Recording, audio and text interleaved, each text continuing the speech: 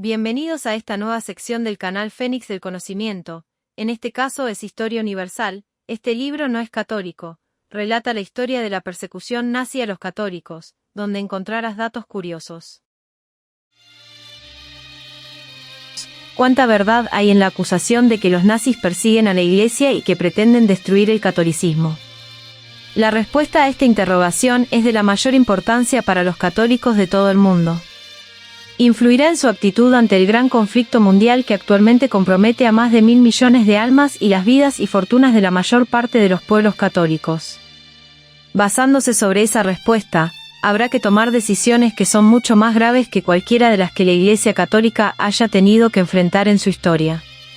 Cuando Hitler llegó a ser canciller en 1933, ofreció el siguiente solemne compromiso: el gobierno nacional considera las verdaderas comuniones cristianas como factores esenciales para el alma del pueblo alemán.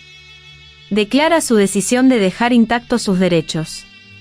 En las escuelas, el gobierno protegerá la debida influencia de las organizaciones cristianas. Su único objeto es que haya paz y concordia entre la Iglesia y el Estado. Consideramos que las fuerzas espirituales de la cristiandad son indispensables elementos en la elevación moral del pueblo alemán. ¿Qué ha hecho para honrar esa promesa? El obispo von Gien habla sobre nuestros enemigos internos. La respuesta ha sido dada por las dirigentes del catolicismo en Alemania. Uno tras otro, estos hombres, cuya integridad es irreprochable, han dado cuenta, a riesgo de sus vidas, de la situación de la Iglesia Católica en Alemania bajo el régimen nazi. El 14 de julio de 1941, el conde von Galen, obispo de Münster, envió un telegrama al ministro del Reich, Dr. Lames. Se quejó de que las autoridades alemanas habían aprovechado una incursión aérea británica contra Münster para confiscar los monasterios y propiedades de las órdenes religiosas y tomar posesión de ellos en beneficio del gobierno local. Los residentes, decía el obispo, hombres y mujeres alemanes, de intachable conducta, algunos de cuyos parientes están luchando por Alemania como soldados, están siendo despojados de sus hogares y su propiedad, arrojados a la calle y desterrados de su provincia natal. Ruego al fuerer y canciller del Reich, en pro de la justicia y la solidaridad del frente interno, por la protección de la libertad y la propiedad de los alemanes ante la acción arbitraria de la policía secreta del Estado, y contra el robo de parte del gobierno del distrito. La única respuesta que recibió el obispo Gateo fue que su telegrama había sido entregado al jefe de la policía secreta del Estado. El obispo Galen respondió: fue precisamente contra este jefe de la policía secreta del Estado, bajo la dirección de Himmler, que he solicitado protección en favor de la libertad y propiedad de inocentes conciudadanos alemanes. Ahora, si Himmler da cuenta al Führer del hecho de que presenté una queja contra la medida del jefe de la policía secreta del Estado, juez en su propio caso. El obispo Galen acusó a la Gestapo de obtener victorias, sin el menor peligro, dentro de Alemania, sobre alemanes desarmados, mujeres alemanas, desvalidas, en tanto que nuestros soldados luchan por Alemania. El obispo puso término a su carta con este poderoso y revelador ruego: me siento llamado y obligado por el deber, como el obispo responsable de casi 2 millones de católicos alemanes, a alzar mi voz, sin considerar las consecuencias que ello pueda tener para ml personalmente, en una queja contra los enemigos domésticos, que están arruinando al pueblo y a la patria, y a lanzar una advertencia con el objeto de recordar al pueblo y a su gobierno que se alejen de un camino que, según las experiencias de la historia y sus consecuencias necesarias, llevará a un punto en que nuestro pueblo alemán y la patria sean arruinados por la podredumbre y decadencia internas. A esa carta, el obispo Galen no recibió ni siquiera la cortesía de una respuesta formal. Convencido de que este era un caso en que se debía hablar claramente, de modo que oyera todo el mundo, denunció la tiranía nazi en 3 apasionados sermones, que conmovieron a todo el mundo católico. Dijo cómo los ataques de nuestros enemigos internos hablan continuado, a pesar de las protestas. Dio cuenta de que los nazis se habían apoderado de las casas y propiedades de los jesuitas de Wilkingege, expulsando a sus ocupantes.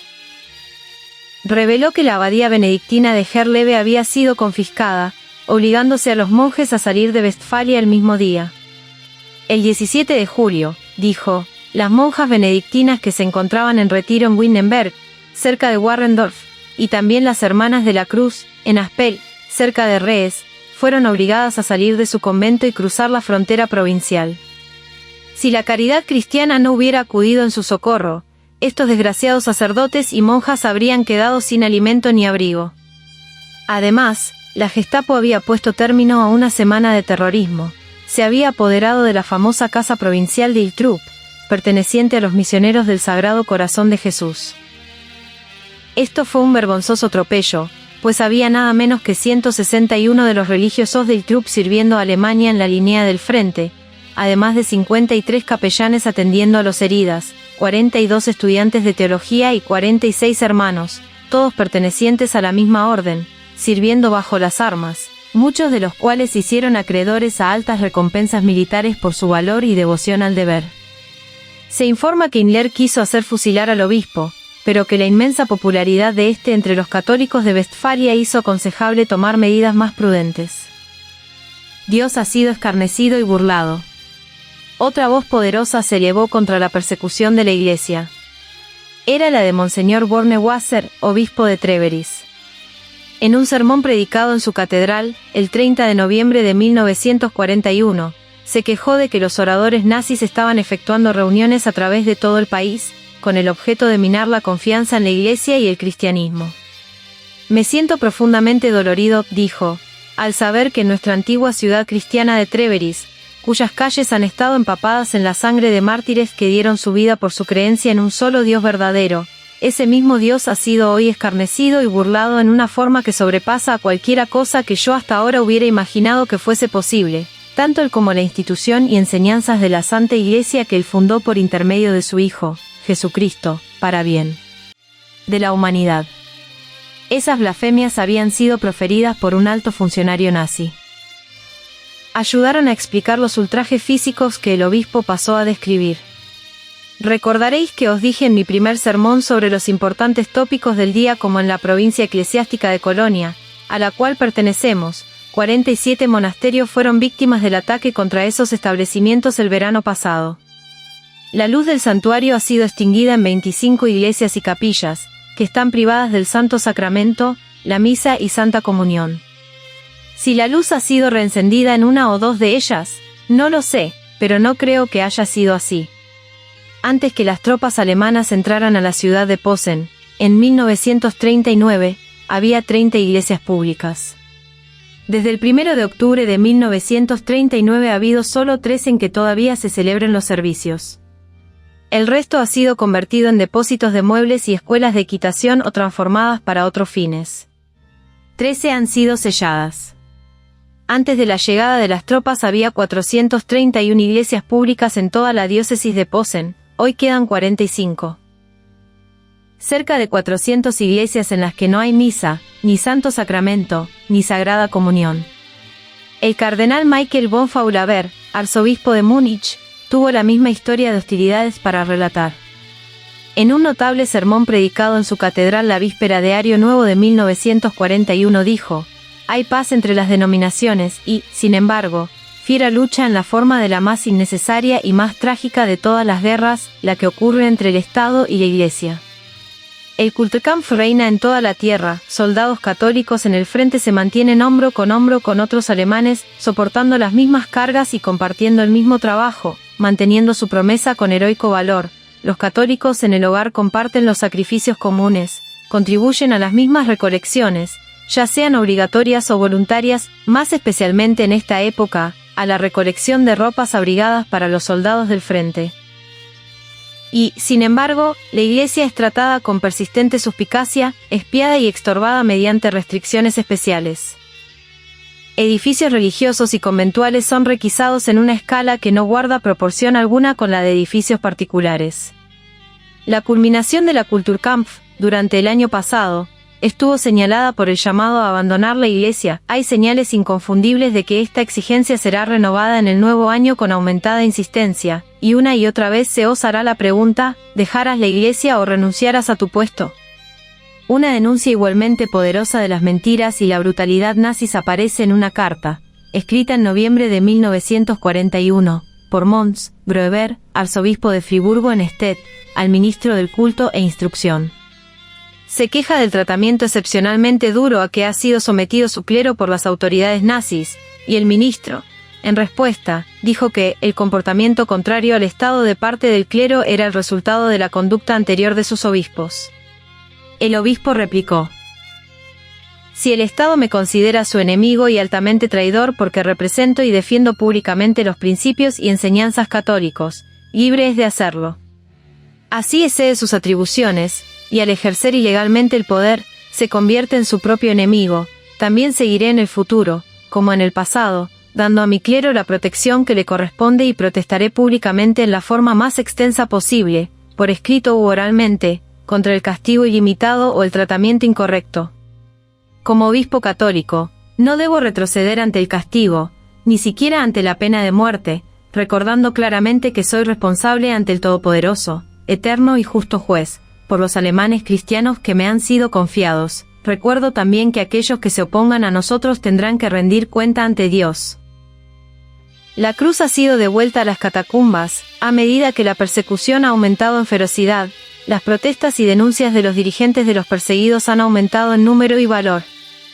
El Domingo de Pasión, 22 de marzo de 1942, en todas las iglesias católicas del Reich se leyó una pastoral, expresando la opinión colectiva de los obispos alemanes. Comenzaba: desde hace ya muchos años ha estado librándose en Alemania una batalla contra el cristianismo y la Iglesia, de un alcance jamás experimentado anteriormente.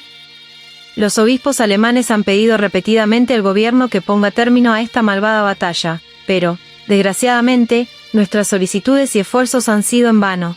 La lucha continúa aún en tiempos de guerra, cuando debería ser una cosa natural la paz entre los habitantes del mismo país. En realidad, está aumentando en violencia y yace como una horrible pesadilla sobre la nación alemana, el 95% de cuyos habitantes, en Baviera la cifra llegó a 98%.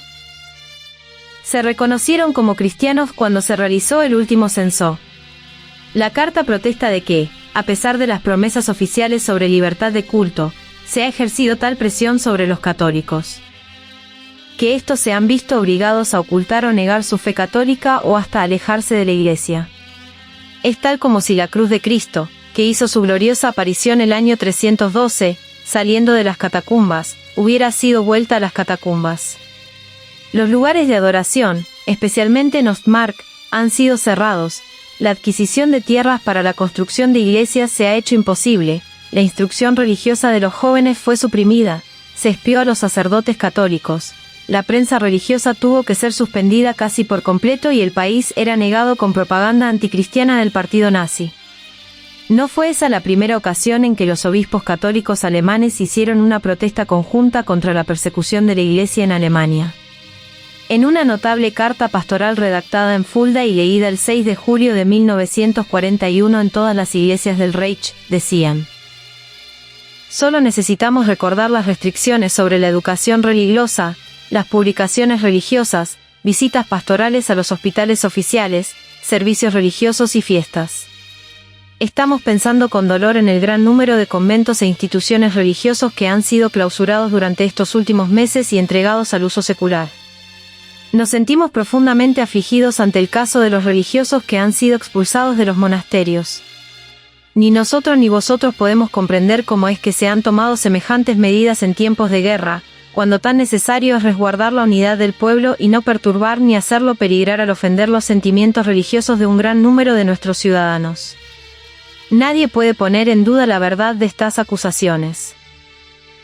Han sido hechas por hombres que son conocidos y respetados en todo el mundo por la intensidad de su sentimiento cristiano, fueron pronunciadas en el territorio mismo del enemigo, corriendo el riesgo de persecución, encarcelamiento y hasta de muerte. Ninguna propaganda contraria de los gobernantes nazis de Alemania puede contrarrestar la verdad de estas denuncias emanadas de la afligida Iglesia Católica de Alemania. De todas partes de Alemania llegan informes corroboradores de las brutalidades e injusticias cometidas contra los servidores de Dios. A pesar de las condiciones establecidas en el concordado, se ha obligado a los sacerdotes alemanes a servir en calidad de soldados en el frente. Hay una escasez de capellanes en las fuerzas alemanas, y, sin embargo, se prohíbe bajo pena de castigo a estos soldados que son sacerdotes cumplir sus deberes eclesiásticos, especialmente la celebración de la misa. A fines de 1941, No menos de 340 sacerdotes estaban arrestados en Alemania por el solo crimen de haber puesto a la Iglesia antes que el Estado totalitario. Uno de los sacerdotes de la diócesis del arzobispado de Breslau murió en un campo de concentración. El arzobispo pidió a las autoridades alemanas como favor especial que le fuera entregado el cadáver para darle sepultura cristiana. Las autoridades nazis rehusaron. Uno de los casos más flagrantes de la persecución de un católico hasta su muerte en Alemania es el del teniente coronel Werner Mölders, el famoso as alemán de aviación. Se dijo que Mölders, cuya hermana era una abadesa en Münster, estaba tan molesto ante el tratamiento del catolicismo de parte de los nazis, que primero protestó a Hitler personalmente, y, al no recibir satisfacción alguna, escribió una carta a un clérigo de Stettin, denunciando la persecución religiosa.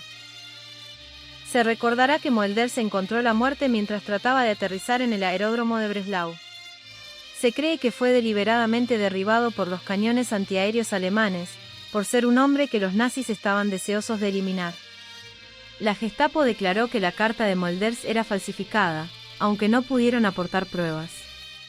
Que hay muchas pruebas de la otra parte, sin embargo, lo confirma Mons Groeber, arzobispo de Friburgo, quien dijo: muchos soldados del frente, incluso respetados generales y célebres héroes, como Mölders y von Werra, estuvieron y están llenos de varonil indignación, porque su iglesia y sus convicciones religiosas son atacadas impunemente, sin tomar en cuenta los grandes sacrificios que hacen. Estoy dispuesto a presentar pruebas documentadas para verificar esto. Por cada figura sobresaliente como Mölders, martirizada en Alemania por sus principios cristianos, hay centenares que mueren sin que nadie se entere, excepto sus apenados camaradas y afligidos pastores. El martirio de Polonia, los sufrimientos de los católicos de Alemania, dolorosos como son, están multiplicados 10 veces en los otros países ocupados por los nazis. Uno de los más cruelmente torturados de todos es Polonia. En ese gran país católico no hay inmunidad para los sacerdotes, ni santuario para los fieles. El obispo de Plock, de 83 años de edad, fue expulsado por los conquistadores alemanes y no se volvió a saber más de él. El seminario de Kielce ha sido clausurado. Y el padre Adam Rosalski fue perseguido por la Gestapo, haciéndose fuego contra él y dándosele finalmente muerte a bayonetazos en la casa en que se había refugiado. En la diócesis de Sandomierz hubo sacerdotes que fueron muertos a palos por los alemanes.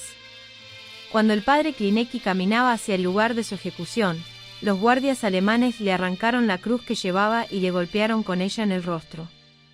En la diócesis de Cracovia, 87 sacerdotes han sido enviados a campos de concentración y trabajos forzados en las canteras de piedra. En el campo de concentración de Oswiecim, el más grande de Polonia, muchos de los miles de prisioneros son sacerdotes. Cuando uno de ellos, un anciano, dejó caer la cabeza de su martillo, mientras quebrantaba piedras, y se arrodilló a recogerla, el guardia le dio de puntapiés hasta hacerle saltar la sangre. En el mismo campamento, cuando cayó del pecho abierto de la camisa de un prisionero un medallón de la Santísima Virgen, los hombres de la Gestapo le dieron puntapiés en la cara, le arrancaron el medallón y le ordenaron que lo tragara. Muchos de los sacerdotes han muerto a causa de los padecimientos y otros están muriendo en la enfermería del campamento. No todos ellos eran ancianos. Algunos de ellos eran sacerdotes y hermanos laicos de edades que variaban entre los 18 y 46 años. Se les hizo sufrir más de lo que puede soportar el ser humano. En un informe enviado este año a la Santa Sede por el cardenal Lon, primado de Polonia, se establece que 7 diócesis de las provincias incorporadas al Reich han sido liquidadas. Los últimos obispos en ser retirados fueron el obispo de Poznan y el vicario general de Gniezno. En esas dos arquidiócesis, con una población católica de más de 2 millones, había solo 51 sacerdotes a comienzos de 1942. Nada menos que 74 habían sido asesinados por la Gestapo y 451 enviados a prisiones o campos de concentración. Los últimos 12 sacerdotes polacos que quedaban en Gdynia fueron deportados en mayo de 1942. En la ciudad de Lodz, con 700,000 habitantes, casi tan grande como Santiago o Montevideo, solo permanece abiertas 4 iglesias. En las regiones rurales circundantes hay solo una iglesia por cada 30 o 40 aldeas. La propiedad de la iglesia en Polonia ha sido confiscada por los alemanes sin piedad o consideración hacia sus ocupantes.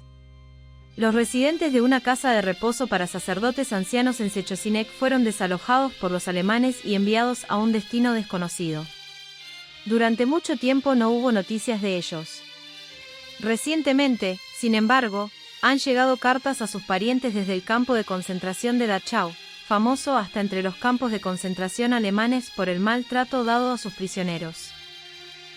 En Gostynia la iglesia ha sido transformada en un depósito de muebles, hecho pedazos el equipo de la iglesia y las vestiduras y vasos sagrados llevados a las oficinas del gobierno alemán, asesinato y robo en Checoslovaquia. En Checoslovaquia, donde siempre había existido la mayor tolerancia religiosa, los usurpadores alemanes han llevado consigo el sacrilegio y la muerte. Monseñor Ramek, primer ministro del gobierno checoslovaco establecido en Londres, ha dado cuenta de la malvada persecución a que se sometió al clero católico en Checoslovaquia. Informó que había más de 450 sacerdotes checos en los campos alemanes de concentración. Los edificios eclesiásticos y la propiedad de la iglesia han sido convertidos en cuarteles para la Gestapo o la juventud hitlerista. El monasterio benedictino de Razgrad, en Moravia, uno de los monasterios más antiguos de Europa, fue clausurado porque su proximidad ofendía a una pequeña colonia de alemanes que vivían en sus cercanías. A pesar de todas estas dificultades, dice Monseñor Ramek, los sacerdotes católicos checos jamás han pensado en abandonar sus puestos, y mantienen la lucha contra el nazismo y todo lo que representa, aunque están amenazados por el constante peligro de encarcelamiento, y con frecuencia no tienen otro medio de vida que la caridad de sus feligreses. En una pequeña aldea situada en la frontera de Moravia y Eslovaquia, el sacerdote local pronunció un sermón totalmente apolítico sobre el cautiverio de los israelitas en Egipto. Pocos días más tarde fue llamado al cuartel general de la Gestapo y acusado de incitar al pueblo a la revolución. En el cuartel de policía se le obligó a permanecer de pie durante 7 horas de cara a la pared, sin hablar ni moverse. Después del interrogatorio de la Gestapo fue trasladado a la prisión local, donde no se le dio de comer o beber durante 24 horas. Al ser puesto en libertad, después de 5 días de detención, encontró que en su ausencia su casa había sido reducida a escombros por un incendio. 5 alumnos de uno de los seminarios de Praga fueron arrestados después de un registro de la escuela por la Gestapo. Su crimen consistía en tener en su poder la encíclica papal, Mit brennender Sorge, sobre las condiciones religiosas en Alemania. Algunos de ellos estuvieron detenidos 1 semana y otros 10 días. Al regresar, todos mostraban un estado de total agotamiento físico y moral. Uno tenía una pierna rota, otro, 2 costillas quebradas, y todos presentaban señales de tortura física. La propiedad eclesiástica en Checoslovaquia ha debido someterse a las mismas tácticas de robo de la de Polonia y Alemania. Un jefe de la Gestapo que había confiscado las tierras de un hacendado checo en Moravia, quiso comprar una propiedad adyacente de la iglesia. El sacerdote le dijo que no tenía autorización para vender las tierras de la iglesia, pero que sometería el asunto a estudio. Pocos días más tarde el sacerdote fue detenido por la Gestapo y acusado de difundir propaganda británica. Se le mantuvo en la cárcel durante 2 meses, dejándosele después en libertad incondicional. Encontró, sin embargo, que en su ausencia la tierra disputada había sido confiscada y transferido los títulos de propiedad al nuevo ocupante de la finca, de acuerdo con métodos que ya son familiares dondequiera que dominan los alemanes, al despojo de casas y expropiación de tierras. Los alemanes han añadido la persecución económica. El banco Cyril Methodius de Brno fue obligado a fusionarse con la caja de ahorros de la misma ciudad, que ya había sido tomada a su cargo por los alemanes. El banco de depósitos Cyril Methodius era el establecimiento en que los católicos checoslovacos, especialmente los de recursos modestos, depositaban sus ahorros. Había llegado a ser una de las más grandes empresas financieras del país, con muchas sucursales repartidas por todas las regiones rurales de la República, y sus recursos alcanzaban a muchos millones de coronas. El banco, con todas sus sucursales, está ahora completamente bajo control. EMEAN, y los fondos procedentes del incesante trabajo de millones de católicos durante muchos años están pasando a manos de los enemigos de la cristiandad. Muchos recordarán que fue con los fondos obtenidos del banco Cyril Methodius que el ya fallecido Monseñor Barto fundó y mantuvo el monasterio del Monte de los Olivos, en Tierra Santa. de modo que el golpe que los alemanes han descargado contra este gran establecimiento financiero de Checoslovaquia tiene un significado mucho mayor que el local. Sus repercusiones se dejarán sentir a través de todo el movimiento católico, un desierto en que reina la desolación. Holanda es otro país que ha sido famoso por su tolerancia religiosa. No hay allí ahora ninguna clase de tolerancia bajo el opresor dominio de los nazis. En el mismo momento en que ocuparon el país, prohibieron la Iglesia católica. Varios miembros sobresalientes del partido sellaron sus convicciones con su sangre. Uno de los más destacados de ellos fue el Dr. C. Gosselin, anteriormente ministro de Justicia del gobierno holandés y presidente del Partido Católico. Fue llevado al famoso campo de concentración de Buchenwalde y murió allí a la temprana edad de 49 años, de lo que los nazis clasificaron como enfermedad. Otro holandés prominente, el reverendo Dr. Titus Brandsma, uno de los principales dirigentes de la Iglesia y uno de los más notables carmelitas de todo el mundo, ha sido también arrestado y encarcelado en Alemania. Los alemanes hieren a las instituciones a la vez que a los individuos. Los obispos holandeses han proclamado abiertamente que el Consejo de la Unión de Trabajadores Católicos de Holanda ha sido obligado a suspender todas sus actividades y que será reemplazado por un comisario que es miembro del partido nazi. Esto representa la destrucción de la Unión de Trabajadores Católicos con todos sus sindicatos afiliados. Sus tareas religiosas y morales no pueden cumplirse bajo la égida del nazismo, que es la negación del cristianismo, al mismo tiempo que los nazis estaban aboliendo las asociaciones católicas de Holanda. Tomaban medidas represivas contra la prensa católica. Los obispos católicos holandeses afirman que la prensa católica de Holanda, famosa en todo el mundo como la expresión mejor del periodismo católico, ha dejado prácticamente de existir. Entre los periódicos obligados por las autoridades alemanas a suspender su publicación figuran el Maasbode, uno de los grandes diarios católicos del mundo, y el Katholieke Illustratie, la publicación católica más leída de los Países Bajos. Los sermones de 5 minutos publicados en esta revista por el padre Henry de Greve, que han servido de inspiración a tantos miles de católicos holandeses, habían sido denunciados en un periódico holandés nazi, y la publicación católica tuvo que retirarse inmediatamente de la circulación. La capitulación de Francia no otorgó a los católicos franceses un tratamiento mejor que el de sus hermanos de religión de los países que se negaron a someterse al dominio nazi. Las represiones y expulsiones han sido especialmente duras en Alsacia y Lorena, las dos provincias incorporadas al Reich, y que, por consiguiente, han sentido el peso total de la tiranía alemana. Monseñor Bornerwasser, el valiente obispo de Treveris, relata la forma en que todos los monasterios de Lorena fueron suprimidos, privándose a las monjas de su pan y trabajo. Las familias de alrededor de 70 localidades fueron expulsadas, perdiendo todos sus bienes y propiedades. 6 de los 8 canónigos de la catedral fueron alejados, lo mismo que 270 sacerdotes. La catedral de Estrasburgo, centro espiritual de Alsacia-Lorena, ha sido cerrada para el culto público por los nazis, y dedicada a centro de la juventud hitlerista. Las figuras de santos que adornaban su santuario fueron reemplazadas por estatuas paganas y retratos de los dirigentes alemanes, en tanto que un busto de Hitler fue instalado sobre el altar mayor, expuesto a la adoración de sus discípulos como antes lo estaba el Santísimo Sacramento. 4 o 5 años atrás, Hitler dijo en un discurso público: "La Catedral de Estrasburgo es un gran símbolo para el pueblo alemán. El sacrilegio cometido en ella con su consentimiento es prueba de lo que esa noble iglesia simboliza para un régimen corrompido y un pueblo envenenado. Ningún país es demasiado pequeño, ninguna comunidad católica demasiado débil o inofensiva para escapar a la Gestapo. Luxemburgo es un pequeñísimo país católico, con una población total no mayor que la de una ciudad de mediano tamaño, y, sin embargo, sus sufrimientos han sido lo suficientemente grandes para que los conociera todo el mundo.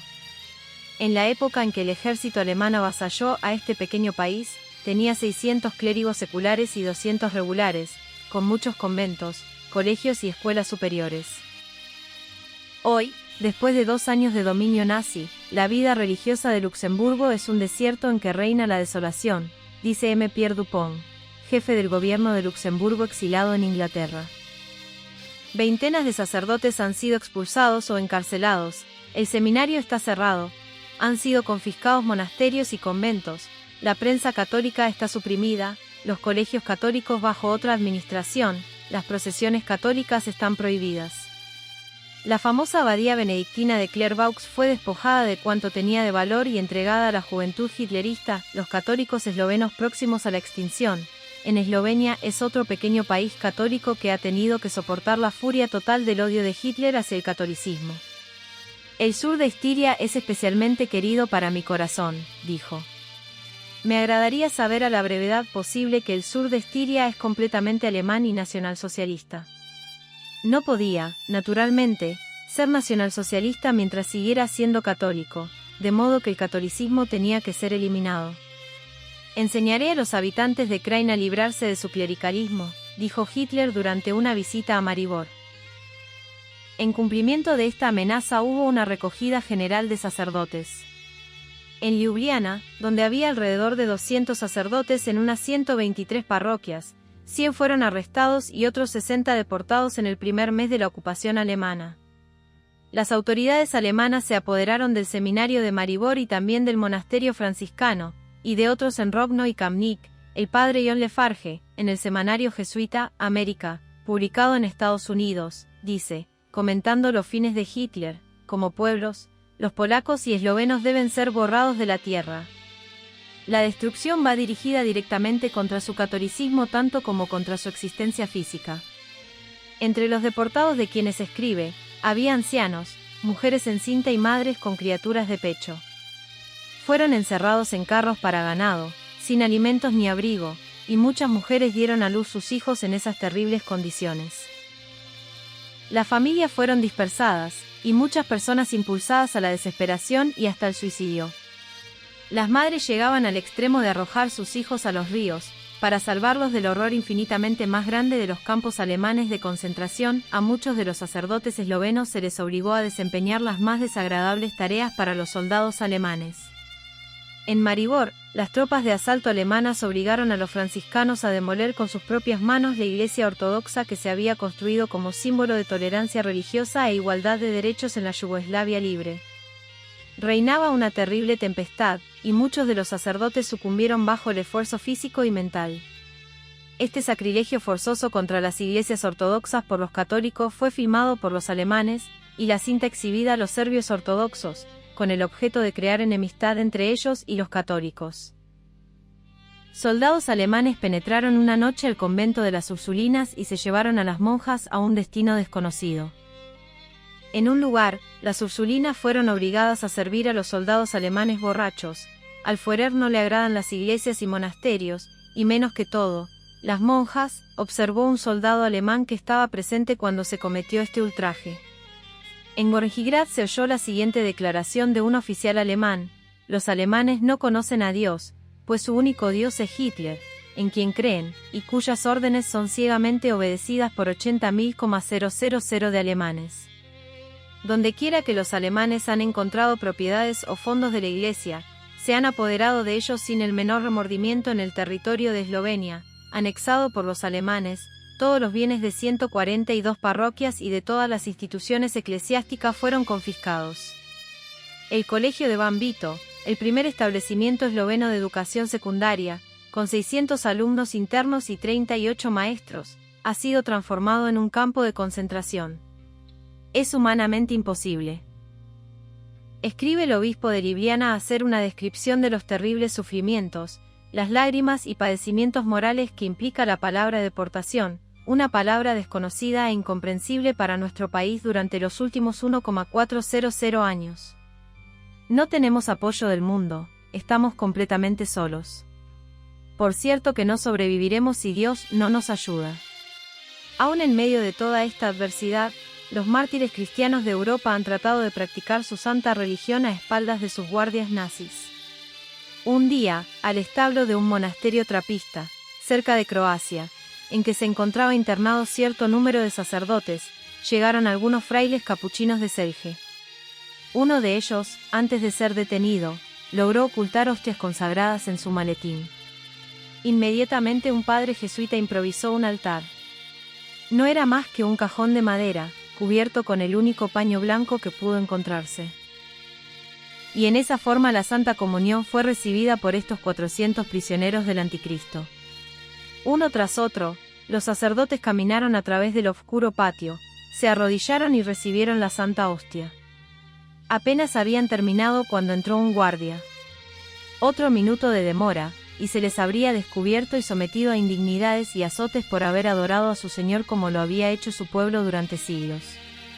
Mitbrennen der Sorge, la amenaza al catolicismo, a causa de la ideología nazi, no es un hecho reciente.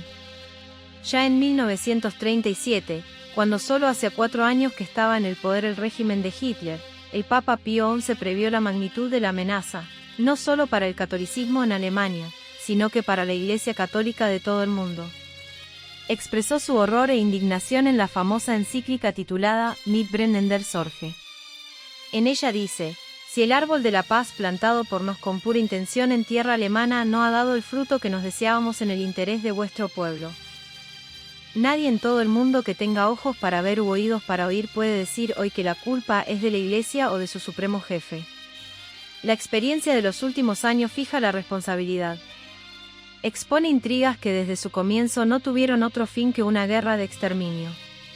El Papa condena no solamente la persecución de los sacerdotes y sus rebaños, sino también los intentos de un régimen corrompido por seducir al clero y a los fieles, dice, por me.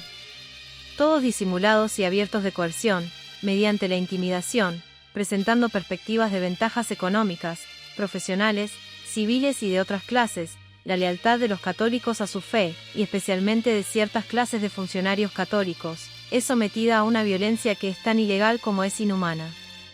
Esa encíclica fue una declaración de guerra santa. La guerra ha seguido desarrollándose desde entonces, y aumenta en intensidad a medida que más y más católicos caen en manos de los alemanes. Los que escuchan la radio del Vaticano oirán con frecuencia pruebas de la violencia de esta guerra. No solo el Vaticano, no solo el clero de los países afligidos, sino también la opinión neutral de todas partes del mundo en que hay seres que siguen al verdadero Dios, condenan la barbarie de la teoría y práctica nazis. El obispo de Calahorra, en España, ha unido su voz a la de sus hermanos. Los obispos católicos de Argentina atacaron abiertamente en la conferencia panamericana celebrada en Río de Janeiro para registrar la desaprobación de todo el hemisferio occidental ante la campaña nazi por la conquista política del mundo, la iniquidad de las teorías nazis sobre razas y la religión del Estado, campaña de mentiras. No han faltado los desmentidos y contraataques desde Alemania. Generalmente han sido impertinentes, insultantes y llenos de deliberadas falsedades. En la época de la Conferencia de Río de Janeiro, los alemanes culparon al Vaticano de haber tratado de influir en las decisiones de la conferencia. Dijeron que los delegados apostólicos en América Latina habían advertido a los gobiernos latinoamericanos que si cortaban sus relaciones diplomáticas con el eje sería difícil para la Santa Sede mantener sus relaciones diplomáticas con Latinoamérica. Estas afirmaciones fueron desmentidas en el Vaticano y también por el arzobispo Cicognani, delegado apostólico en Estados Unidos. Más o menos en el mismo tiempo, el Dr. Goebbels había lanzado a la circulación, en representación de Hitler, propaganda falsa, destinada a hacer aparecer al Santo Padre y a la Iglesia como enemigos de la democracia y amigos del nuevo orden de Hitler. Entre otras cosas, se declaraba que el Santo Padre había manifestado que era obligatorio para todos ajustarse a la nueva situación europea. Que la Santa Sede durante años se había opuesto a las formas democráticas de gobierno, y que la Iglesia Católica de Alemania vivía en condiciones que eran absolutamente satisfactorias. Estas afirmaciones fueron desmentidas por el Diario del Vaticano, el Osservatore Romano, y por difusiones de la Radio del Vaticano. Eran evidentemente parte de la inmensa campaña destinada no solo a destruir a la Iglesia Católica en detalle, sino que para atacarla en su origen mismo, desacreditando a la Santa Sede. Poco más tarde, el Vaticano encontró necesario desmentir nuevas acusaciones de un carácter sumamente impertinente y cínico. Una de ellas era que la jerarquía alemana había emitido una carta pastoral conjunta prediciendo la victoria de Alemania. Los alemanes habían llegado hasta a inventar citas de esta carta pastoral inexistente, publicándolas en muchos países por intermedio de la agencia Transocean. Uno de los más descarados fraudes perpetrados contra los fieles tuvo a España por víctima. Los españoles estaban sintiéndose cada vez más inquietos acerca de la situación de la Iglesia Católica en Alemania. Y, a pesar de la estricta censura, Algunas de las manifestaciones de los obispos alemanes y del Vaticano habían llegado a su conocimiento. Hitler, quien contaba con España para su apoyo político, quiso convencer a ese país de que las informaciones adversas habían sido inventadas por los embusteros ingleses. Por consiguiente, escogió un enviado para presentar un caso favorable ante el pueblo español. El hombre que eligió fue el Dr. Kraboek, a quien se describía como profesor de historia eclesiástica en la Universidad de Breslau, y también como sacerdote católico en servicio, como capellán del ejército alemán. Los españoles acudieron a oírle relatar, como el católico que es al mismo tiempo un alemán, ve el catolicismo alemán. Describió un cuadro hermosísimo de la libertad y prosperidad de la Iglesia Católica en Alemania. Sus credenciales eran tan buenas, superficialmente, que se le creyó. Fue, sin embargo, el Vaticano el que dejó en descubierto la impostura.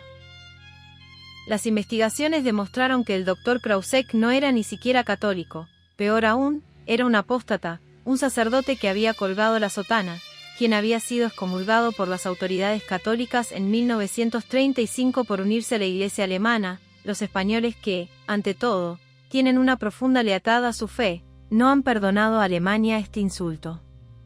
El anticristo entra al gobierno. Se ha argumentado que las atrocidades nazis contra los derechos de los hombres y mujeres de religión son una fase pasajera en la evolución de un concepto político. Algunos se han persuadido a sí mismos de que cuando disminuya la efervescencia producida por la revolución nazi, prevalecerán opiniones más moderadas en la facción alemana gobernante, y que será restablecida la tolerancia religiosa. Los que comparten este punto de vista sufren un engaño peligroso. La persecución religiosa en Alemania y en la Europa ocupada por los alemanes no es la acción de un populacho histérico o de la soldadesca excitada. Es una parte fundamental de la filosofía nazi, tan antigua como el Mein Kampf, y tan seria como la decisión de Hitler de establecer un nuevo orden en Europa. La blasfemia ha sido una de las características de las declaraciones públicas alemanas. Hans Kerl, el ministro del Reich para Asuntos Eclesiásticos, dijo en 1935, tal como Cristo formó con sus 12 discípulos un grupo fiel a la muerte del mártir, cuya fe conmovió al Imperio Romano, ahora presenciamos nuevamente el mismo espectáculo. Adolf Hitler es el verdadero Espíritu Santo. Alfred Rosenberg, ministro del Reich para los territorios ocupados del Este, fideicomisario de la educación espiritual e ideológica de los miembros del partido y famoso como autor de El mito del siglo XX, dijo en el Congreso del Partido celebrado en Nuremberg en 1938, «Tengo personalmente la certeza absoluta, y creo que puedo al mismo tiempo hablar en nombre del Führer, de que tanto la Iglesia Católica como la Iglesia Evangélica Confesional, tal como existen en la actualidad, deben desaparecer de la vida de nuestro pueblo». El Santo Oficio dijo del libro de Rosenberg, el 9 de febrero de 1934, este libro desecha y rechaza por completo todos los dogmas de la Iglesia Católica, y en realidad, las bases mismas de la religión cristiana. Rosenberg ha reiterado sus creencias después de la publicación del libro, que la Iglesia Católica, y con ella, la Iglesia Protestante en su forma actual, deben desaparecer de la vida de nuestro pueblo, es algo claramente evidente para mí, y creo que puedo asegurarlo, también para nuestro Führer. El dirigente de la juventud alemana, Baldur von Schirach, confirmó las intenciones beligerantes de estas doctrinas anticristianas, cuando dijo, «Esta es una guerra santa, y quien quiera que nos estorbe durante su desarrollo, ya sea desde el interior o como un enemigo exterior, comete también una ofensa contra el Todopoderoso». La política anticristiana de los nazis recibió una nueva confirmación oficial con la publicación del libro Gott und Volk, que está respaldado por el partido. Resulta evidente, ante el hecho de que muy corto tiempo después de su aparición se habían hecho circular 200,000 ejemplares entre los miembros de las emoticono cara de desconcierto, S y SA, los soldados y los miembros de los campamentos del servicio de trabajo. Las siguientes son unas pocas citas que demuestran el carácter inconfundible de la guerra de Hitler contra la Iglesia Católica. Nosotros los alemanes hemos sido llamados por el destino para ser los primeros en romper con el cristianismo. Será un honor. 1000 lazos nos atan a la creencia cristiana, pero un solo golpe nos dejará libres. Hacer a los alemanes fuertes y maduros para este paso, es nuestra tarea, que constituye una santa obligación. Donde quiera que haya luchas por el alma de los alemanes, hay frentes. Los frentes son claros, uno se llama cristianismo y el otro Alemania. No hay un tercero, tampoco hay transacción posible, cada época tiene su signo, dos épocas y signos se oponen actualmente. La cruz y la espada. La espada es el arma del luchador, el que padece arrastra la cruz. Estamos a la ofensiva, la amenaza de la cruz tiene un ala fuerte y una débil. La fuerte es católica, la débil es protestante, luchamos contra ambas. No queremos demoler las catedrales, queremos llenarlas con el espíritu nuevo, queremos proclamar una nueva fe en ellas. Martín Bormann, perseguidor suplente, posiblemente la más concreta expresión de la hostilidad de la Alemania nazi hacia todo lo que es más sagrado para los católicos, está incorporada en el memorándum sobre las relaciones entre el cristianismo y el nacionalsocialismo preparado por Martín Bormann. Se recordará que cuando el representante de Hitler, Hess, voló a Escocia, encargado de una misión misteriosa, y fue, con gran sorpresa de su parte y enojo, del Führer, internado inmediatamente como un prisionero nazi ordinario, Hitler designó a un hombre relativamente desconocido para reemplazar a Hess. Este hombre fue Martín Bormann. Ha usado su influencia con Hitler, obteniendo buenos resultados, es un nuevo amigo y consejero del Führer, ha sido designado jefe del partido nazi y tiene, como Führer suplente, mayores atribuciones que las que jamás tuvo Hess. El memorándum comienza: el punto de vista nacionalsocialista es irreconciliable con el cristiano. Las iglesias cristianas están erigidas sobre la base de la ignorancia, y han tratado de mantener esta ignorancia para una gran parte de la población. Solo así pueden las iglesias cristianas conservar su poder. Por otra parte, el nacionalsocialismo descansa sobre bases científicas. El cristianismo tiene fundamentos inmutables que se establecieron hace cerca de 2,000 años, y que se han endurecido cada vez más en forma de dogmas rebuscados. El nacionalsocialismo, por consiguiente, si ha de cumplir su tarea de ahora en adelante, debe reforzarse firmemente y en forma continua con los más recientes descubrimientos de la investigación científica. Tal es la voz del nazismo proclamándose anticristiano. Cada palabra de este memorándum es reveladora. Nuestro panorama mundial nacionalsocialista está muy por encima de las enseñanzas del cristianismo. Si nosotros los nacionalsocialistas hablamos sobre la fe en Dios Gott-Glaubenkeit, no nos referimos al mismo Dios que los cándidos cristianos y sus explotadores clericales. Fue una falla histórica de los emperadores alemanes de la Edad Media que siempre trataron de establecer el orden en el Vaticano. Desde el punto de vista del Reich habría sido muy deseable que no hubiera habido un solo papa, sino por lo menos dos, o de ser posible un número aún mayor, y habría sido una gran cosa que hubieran luchado entre sí, y en cambio los emperadores alemanes, y especialmente las Hohenstaufen, trataron de restablecer el orden en la Iglesia, apoyando a un papa para que alcanzara el poder sobre todos sus rivales, en forma que los emperadores, apenas el papa adquiría suficiente poder, recibía de ellos una desagradable reprimenda. La verdadera dirección de los pueblos no residía en el Estado, sino en las iglesias. Con el partido, sus miembros y grupos asociados, el Führer ha forjado el gobierno hasta transformarlo en un instrumento que es ahora independiente de la Iglesia, todas las influencias que pudieran perjudicar la dirección del pueblo por el Führer deben ser eliminadas. El pueblo debe ser arrebatado a las iglesias y sus sacerdotes. Es muy natural que las iglesias, desde su propio punto de vista, luchen contra esta pérdida de poder, pero nunca debe volver a ser posible que las iglesias tengan alguna influencia en la dirección del pueblo. Esto debe quedar definitivamente quebrantado. Solo la dirección del Estado junto con sus ramas afiliadas tiene derecho a guiar al pueblo. Repetiríamos los errores de siglos pasados si, en tanto que reconociéramos la antipatía espiritual de las confesiones cristianas, contribuyéramos en cualquiera forma al reforzamiento de una de las varias iglesias. El interés del Reich yace, no en alentar la unidad, sino en mantener y reforzar las divisiones eclesiásticas. El Führerprinzip en Europa y Asia. El memorándum de Bormann indica aún más claramente que el Mein Kampf es la filosofía que ha de tomar el lugar del cristianismo en la Alemania nazi y en cada uno de los países que los alemanes tratan de nazificar.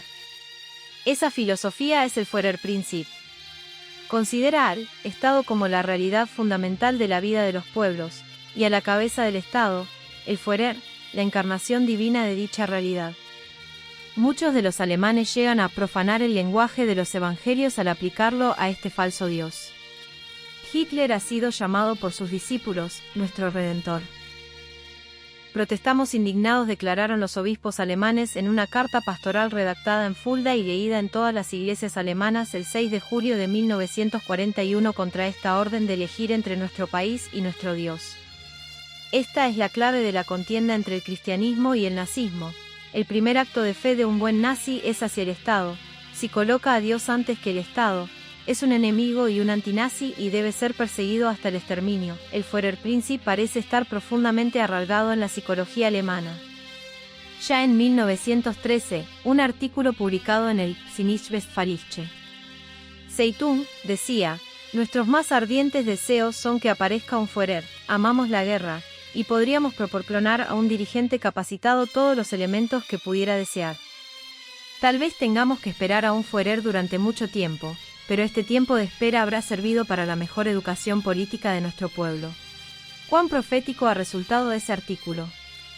Hoy en día Alemania tiene su Führer, y de todas partes del país han brotado los más extravagantes, los más blasfemos himnos de alabanza. Esto es lo que dijo Gowing. Tal como la Iglesia Católica Romana considera al Papa infalible en todos los asuntos relativos a la religión y a la moral, así nosotros los nacionalsocialistas creemos, con la misma convicción interna, que para nosotros el jefe es, en todos los asuntos políticos y de otra naturaleza concernientes a los intereses nacionales y sociales del pueblo, sencillamente infalible. Y Hans Frank, estamos bajo la gran obligación de reconocer como una obra santa del espíritu de nuestro pueblo las leyes firmadas con el nombre de Adolf Hitler. Hitler ha recibido su autoridad de Dios. Y el de Anneker, en un sermón pronunciado en Tegel, norte de Berlín: benditos sean los puros de corazón, pues ellos verán a Dios. El camino ha sido mostrado a nosotros por el Führer. Y Goebbels, en una radiodifusión, teníamos la sensación de que Alemania había sido transformada en una gran casa de Dios, incluyendo a todas las clases, profesiones y credos, cuando el Führer como nuestro mediador se presentó ante el trono del Todopoderoso. Hitler ha aceptado, y en realidad la esperaba, esa fantástica e idolátrica adjudicación de una inspiración divina. Creo hoy que mi conducta está de acuerdo con la voluntad del Creador Todopoderoso, ha dicho en el Mein Kampf. Es fácil comprender cómo la Alemania nazi pudo entrar en alianza con el pagano Japón, y aún admitido a los japoneses a una especie de hermandad al llamarlos arios honorarios. La religión japonesa del Shinto es como un nazismo más antiguo. Para los japoneses, como para los nazis, el Estado es la Iglesia. Para los japoneses, como para los nazis, el Führer, en su caso el emperador, es un objeto de adoración. Para los japoneses, el emperador es el descendiente directo del sol, la encarnación suprema de la divinidad del pueblo nipón. Todas las demás nacionalidades están fuera de palio, todas las demás religiones, anatematizadas. Las teorías raciales de acuerdo con las cuales los alemanes tratan de afirmar su superioridad sobre todas las demás entidades nacionales, tanto latinas como eslavas, asiáticas como africanas, tienen su equivalente en el desprecio japonés hacia todas las razas, incluso la alemana, diferentes de la propia. Es con miedo y horror que los católicos tienen que contemplar al único país católico del lejano oriente, las Islas Filipinas, que ahora sufre bajo la tiranía japonesa, así como Polonia, Yugoslavia, Checoslovaquia, Bélgica, sufren bajo los nazis un neo-antiguo paganismo. El Führerprinzip se presta inevitablemente al paganismo, y el neopaganismo de la Alemania moderna tiene grandes afinidades con la bárbara religión de los japoneses. Ritos sacrílegos que son una parodia del cristianismo se han celebrado en las iglesias cristianas. La Alltagskirche de Torgau y 3 capillas del distrito de Mecklemburgo han sido consagradas como lugares de la cosa o culto. Los antiguos cultos nórdicos, que para el mundo civilizado no son más que entretenidas leyendas o cuentos de hadas para los niños, han llegado a ser una parte seria del ritual nazi. Los ritos precristianos de la fertilidad en tiempo de primavera se han revivido con todo su ritual bárbaro. Se han deformado las celebraciones y costumbres cristianas transformándolas en un culto del solsticio de invierno que se remonta a la Edad de Piedra. El obispo de Treveris dijo en su sermón de víspera de Año Nuevo de 1937, «Habéis oído hablar de las llamadas celebraciones del solsticio de invierno. Pocos años atrás dije, No estoy seguro de que en ellos no se oculte un peligro para nuestra juventud. Hoy estoy seguro. Esta antigua y pagana consagración germana del fuego, artificialmente revivida, constituye un desafío directo al supremo misterio de nuestra religión, la encarnación de Jesucristo en la Santa Noche de Belén. El Hamburger Tageblatt, del 10 de diciembre de 1941 describe un festival de Navidad en el hogar de mujeres del Gau de Hamburgo, en el cual las ramas del pino llevaban signos rúnicos, en tanto que las murallas estaban adornadas también con signos rúnicos, y en una de ellas había un árbol dorado de la vida, tallado en madera. Cuando murió Hanskerl, ministro del Reich para asuntos religiosos, fue sepultado con pompa y ceremonias paganas. No hubo una sola nota cristiana, y, sin embargo, este era el hombre que Hitler había puesto a cargo de todas las iglesias cristianas, tanto católicas como protestantes, de Alemania. Hoy está despertando una nueva fe, dice Alfred Rosenberg, el mito de la sangre, la fe de defender con la sangre la divina esencia de la voluntad humana. La fe encarnada en la más clara comprensión de que la sangre nórdica representa el dominio que ha reemplazado y dominado a los antiguos sacramentos. En circunstancias ordinarias, semejantes sentimientos habrían merecido burlas del mundo cristiano. Se habrían tomado con tan poca seriedad como una ópera de Wagner. Apoyados, sin embargo, por un ejército poderoso, una Gestapo rapaz y un Führer fanático, representan una de las facetas de la más potente amenaza que ha tenido que enfrentar la Iglesia Católica desde que los primeros cristianos tuvieron que refugiarse en las catacumbas para escapar a un perseguidor, no tan bien organizado y menos poderosamente mecanizado. La base entera del culto nazi de la adoración del Estado, encarnada en un Führer y adornada con mitología nórdica, es condenada por el Papa Pío XI en los más claros términos. Dice: quienquiera que trasponga, raza o pueblo, Estado o Constitución, al Ejecutivo u otros elementos fundamentales de la sociedad humana, que en el orden natural tienen un lugar esencial y honorable, desde la escala de los valores terrenales, y los haga la norma final de todas las cosas.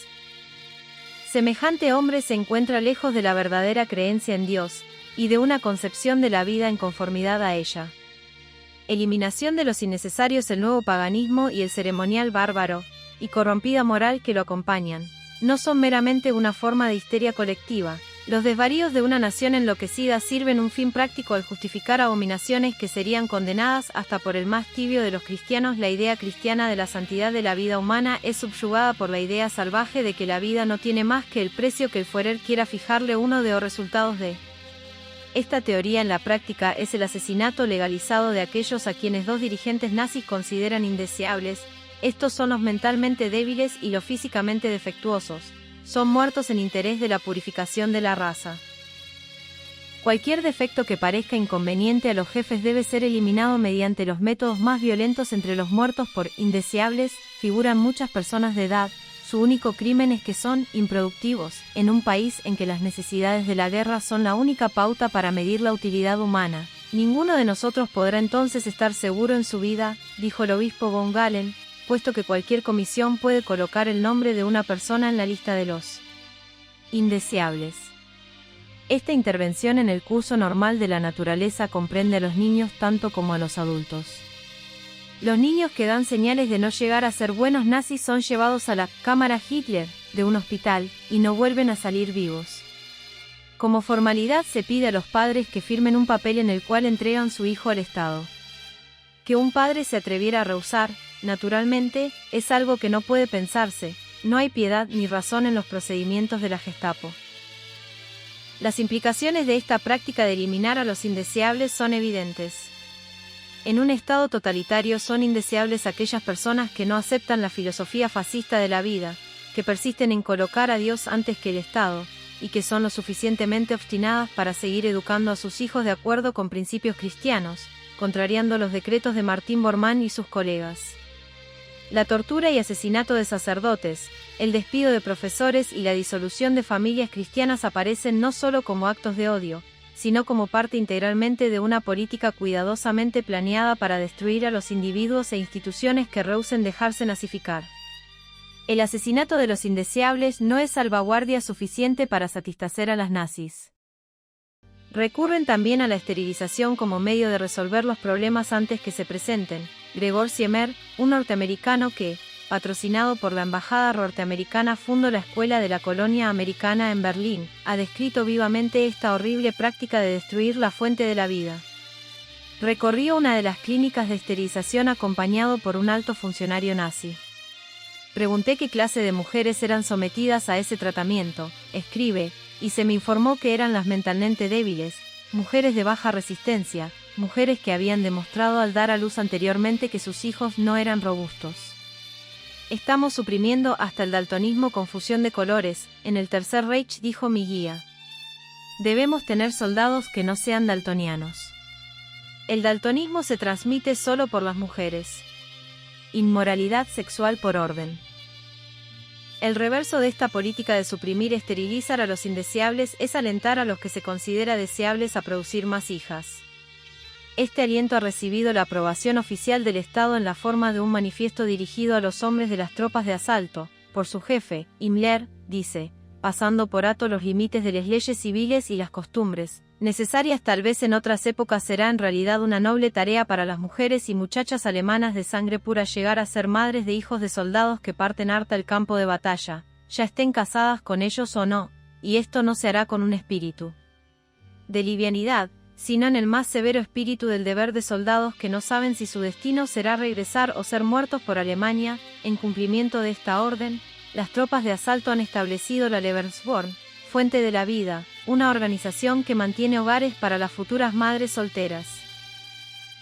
Sus jefes están también alentando a los nazis a tener hijos en las mujeres nórdicas de los países ocupados, especialmente en Holanda, han tropezado con una enérgica resistencia. El pueblo holandés no pierde oportunidad de demostrar cuán profundamente aborrece a sus verdugos nazis y con cuánta intensidad los procia y aleja con acento cualquiera que desee tener relaciones con él. Muchachas polacas de tipo nórdico, especialmente seleccionadas, son enviadas a Alemania y obligadas a casarse con un alemán.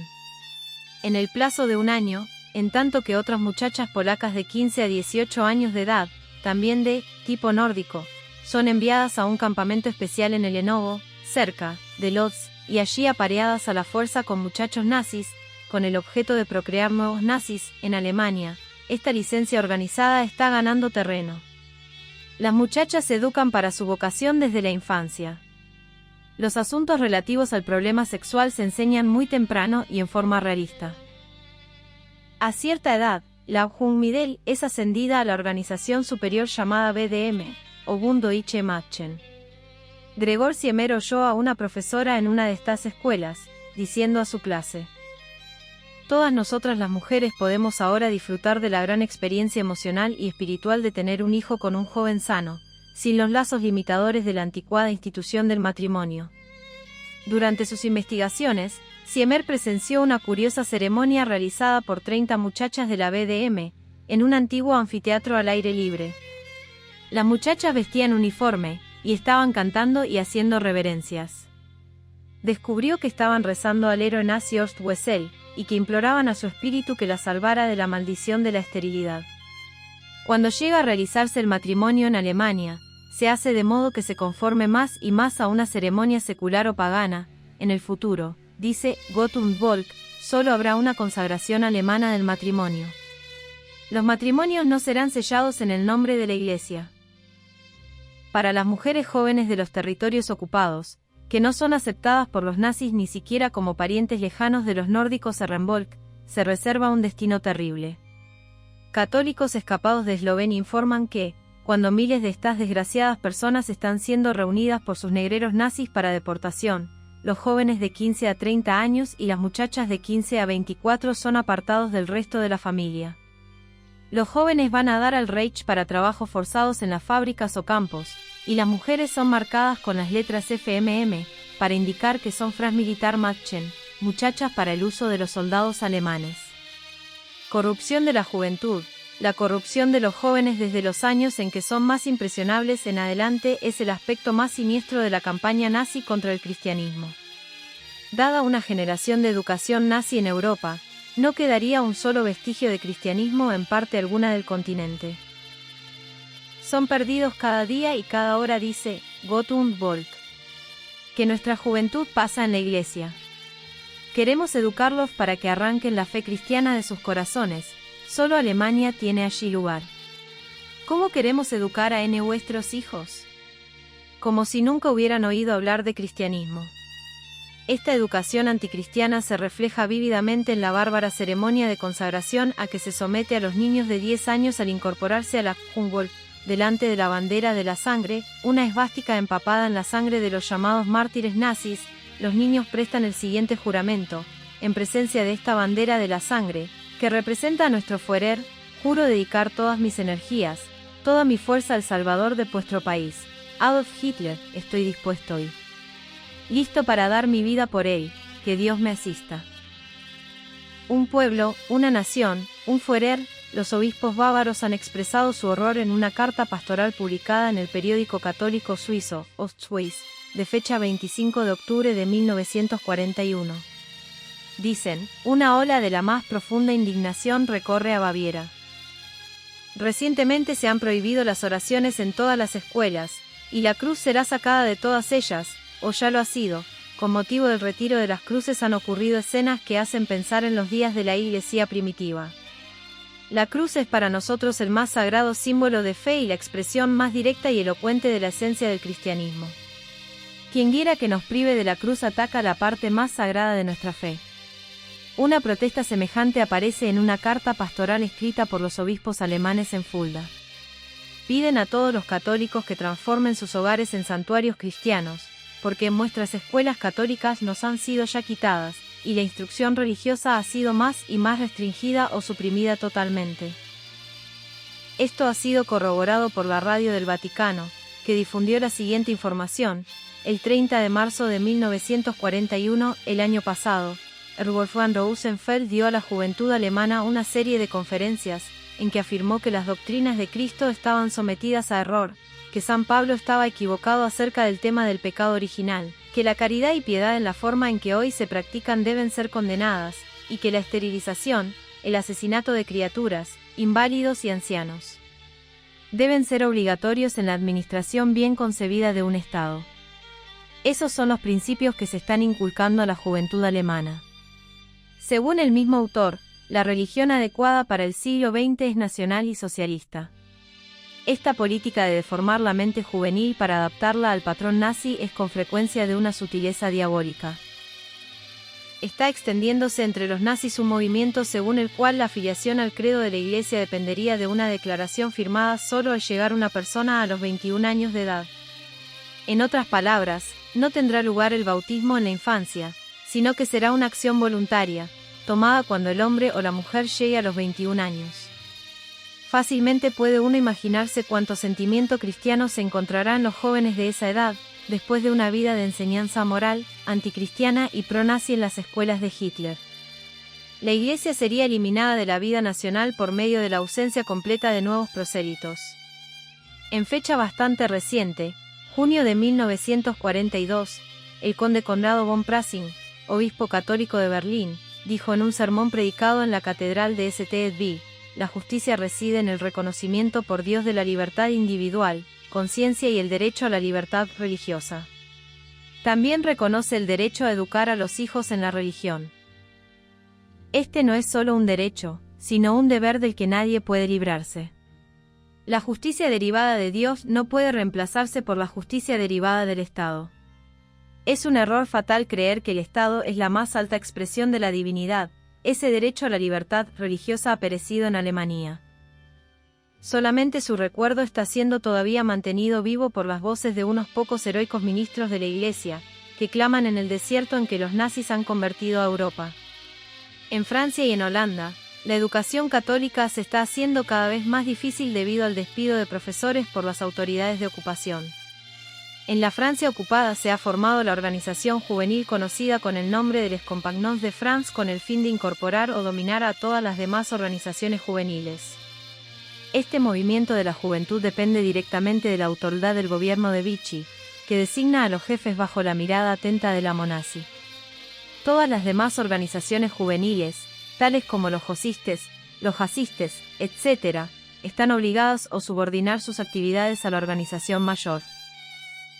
Les Compagnons de France existe también en la Francia no ocupada, y allí también las sociedades de la juventud católica deben amoldarse al patrón dispuesto por el Estado. La Radio del Vaticano ha informado que en Prusia, Baviera, Austria, Polonia y Alsacia-Lorena, las monjas se han visto obligadas a abandonar todas las instituciones educacionales. 35.000 alumnos católicos fueron así separados de sus profesores. Todavía se permite a las monjas el cuidado de los inválidos y enfermos, pero los nuevos ingresos son casi imposibles, desde que un decreto ministerial establece que si cualquiera persona desea entrar a una orden religiosa, él o ella deben primero presentar una solicitud, y entonces se les envía inmediatamente a trabajos forzados en el frente del trabajo. En Holanda, los sacerdotes católicos, tanto regulares como seculares, que son jefes de colegios católicos, han sido obligados a renunciar.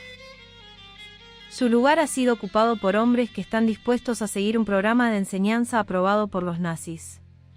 Con el fin de obligar a los profesores católicos a salir, el sistema educacional, los alemanes han reducido sus sueldos a un nivel que apenas representa lo suficiente para subsistir.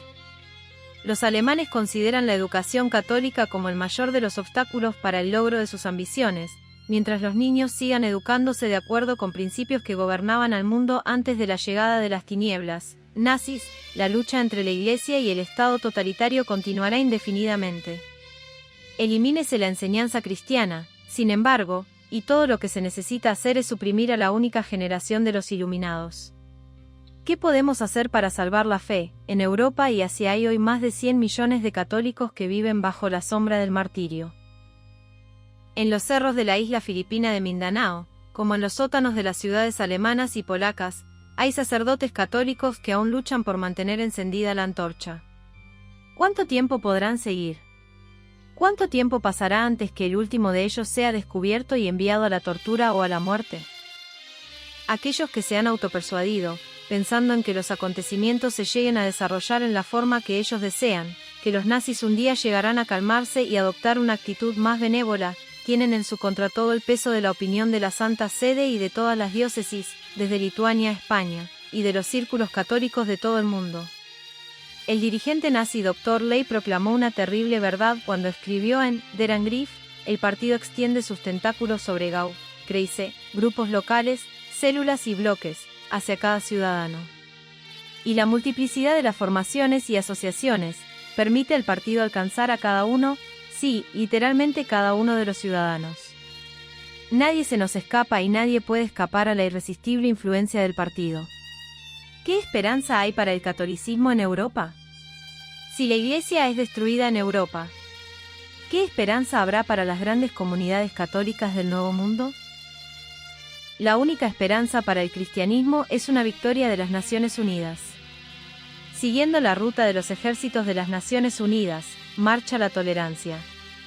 Dondequiera que estos ejércitos expulsan la corrupción del perseguidor del eje, la religión yergue su cabeza y sanan las heridas físicas y morales. El espíritu de tolerancia es una de las cláusulas de la Carta del Atlántico. Esa gran declaración de fe política garantiza a todas las naciones seguridad dentro de sus fronteras, y a todos los hombres, liberación del temor y la necesidad. Ha sido aceptada por todos los grandes socios de la combinación antinazi. Su cumplimiento es la única esperanza de la Iglesia en el actual y terrible peligro. Ningún verdadero católico puede contemplar con la conciencia tranquila el holocausto de sus correligionarios en la Europa ocupada por los nazis. No puede haber transacción alguna o indiferencia en los reinos del espíritu. Aquellos que no están activamente contra el nazismo deben preguntarse si mediante su pasividad no están verdaderamente a favor del nazismo. El Papa Pío XI ha mostrado a los católicos el camino que deben seguir. Aquel que ve en los corazones es nuestro testigo de que no tenemos deseo más sincero que la restauración de una paz verdadera entre la Iglesia y el Estado en Alemania. Pero si sin ninguna culpa nuestra no ha de haber paz, la Iglesia de Dios defenderá sus derechos y sus libertades en el nombre del Todopoderoso, cuyo brazo aún hoy no se ha acortado. Ese brazo debe extenderse por sobre todos los océanos y continentes del mundo para vengar a sus mártires y rescatar a los que están siendo torturados por amor a él. De ese inequívoco llamado a la acción se ha hecho eco Monseñor Ramec desde las profundidades del sufrimiento de Europa. Estamos luchando por la existencia misma del cristianismo, y es el deber de cada católico de todo el mundo, cualquiera que sea la nación a que pertenezca, comprender el verdadero significado de esta lucha. Cada verdadero católico debe comprender que hoy en día no puede existir algo semejante a la neutralidad, y que todos los católicos deben, sin considerar el país a que pertenecen, participar en toda forma posible en la lucha por la conservación de la moral cristiana. Espero que hayas disfrutado de este audiolibro. Pronto subiremos más libros de historia universal, además de otros conocimientos. Si te apasiona la psicología, astrología, etc., dale like y suscríbete para recibir todos los audios libros que tenemos para ti. Namaste.